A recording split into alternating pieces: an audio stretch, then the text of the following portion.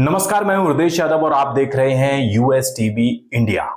संसद में लगातार गतिरोध देखने को मिल रहा है। समाजवादी पार्टी के राष्ट्रीय अध्यक्ष अखिलेश यादव की गैर मौजूदगी में उनकी जगह मोर्चा संभाला हुआ है सपा सांसद और उनके चचेरे भाई धर्मेंद्र यादव ने संविदा कर्मचारियों और शिक्षा मित्रों का मुद्दा उठाते हुए संसद में बीजेपी पर बड़ा हमला कर दिया। आइए देखते हैं पूरा वीडियो। बहुत बहुत धन्यवाद सभापति जी।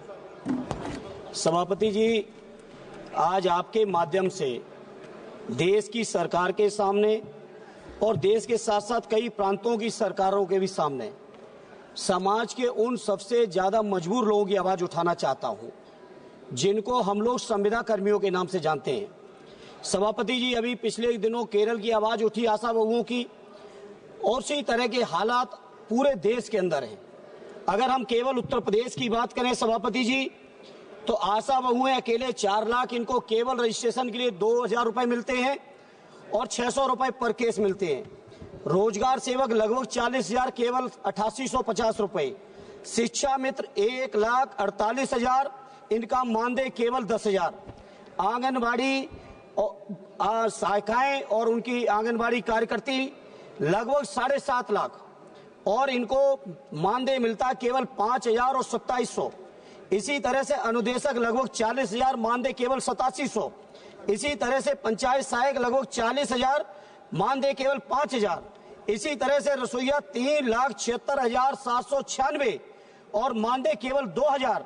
ग्रामीण चौकीदारों की अलग समस्या।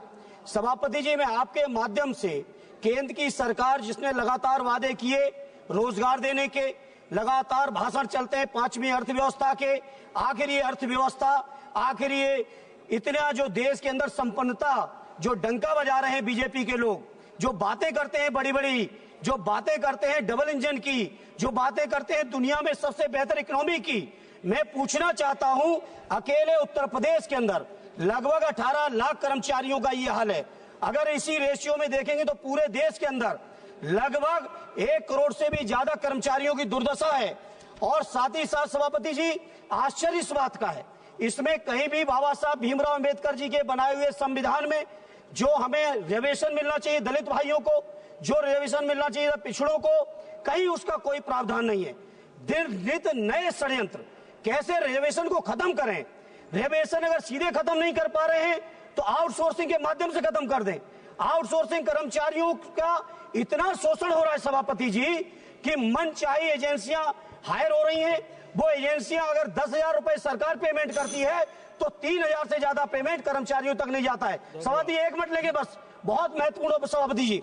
इसलिए आपके माध्यम से मेरी मांग है, इन तमाम संविदा कर्मचारियों को सरकारी कर्मचारियों को दर्जा मिले, इन कर्मचारियों की भर्ती में आरक्षण हो, इन कर्मचारियों की भर्ती के लिए जो सुविधाएं हैं उनके कल्याण की, परिवार की ईपीएफ से लेकर तमाम सुविधाएं, वो सुविधाएं मिलनी चाहिए। सभापति जी, इस बात से आप सोचिए, अकेले उत्तर प्रदेश के अंदर 1500 से ज्यादा शिक्षा मित्रों ने आत्महत्या की है। बैठे रक्षा मंत्री जी।